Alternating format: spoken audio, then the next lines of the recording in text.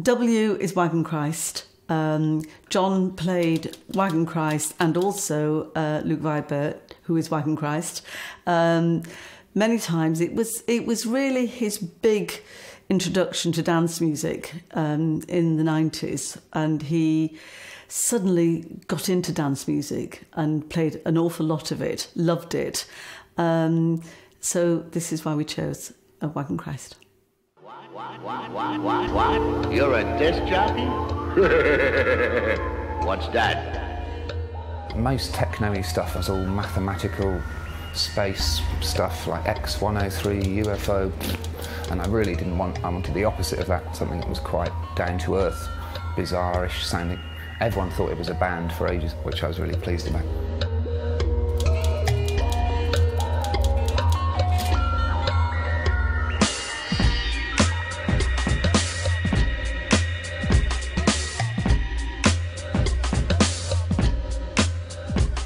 I love that anonymity. I love the fact that maybe someone would think I was black or another person would think I was a band.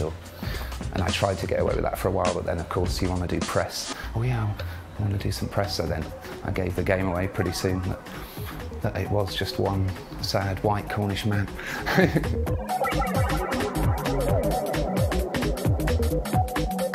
Great title. REO Speed Garage is the title of it. That's Wagon Christ, Luke Vibert. A friend of mine, Tim, at school had discovered that you could just ring John when he was playing records. So you waited till he started the record, then telephoned the number, which may have been that famous BBC number. I can't remember, 0181 811 8055. It's very similar. And he'd just answer the phone and talk. So from a young age, I was chatting to John, and my dad had already educated me pretty well about music, so I think he was quite touched and surprised that these little kids, me and my mate Tim, knew quite a lot about music. We liked punk and African music and whatever, anything that appealed to us. This is Memory Towel Acid Rinse. Once I got terribly embarrassed because my mum shouted at me because it was 10:30, 11. I was a bit young, and I hadn't done my washing up or something, and she shouted at me, and he said, when in the next link, oh, I think a young lad just got terribly embarrassed by his mum there. He was shouting at him. And yeah, that was me, and all my friends knew at school.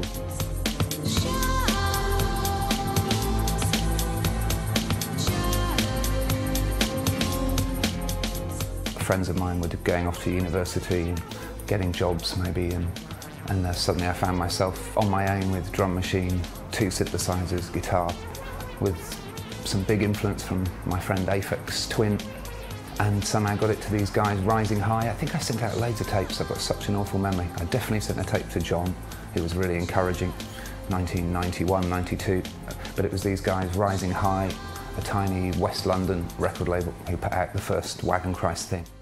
This tune is called Melotronic.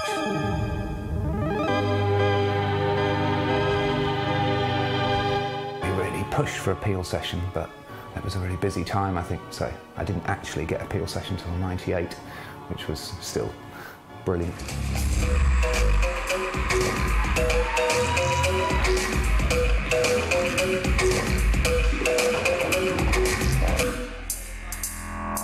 It made a massive difference to me when John played my stuff. In a way, John sort of became my surrogate dad musically. My parents split up when I was about 10. And then I'd talk to John on the phone, and he'd suggest things to me according to what I liked, and he'd send me postcards with, oh, you might like this Stella Chuecho thing, send me tapes. It's pretty amazing. I always wonder if people who are featured in these programmes want me to tell you that they're really nice people, but Luke Vibert is a really nice bloke, no question about it. Goodbye. Goodbye.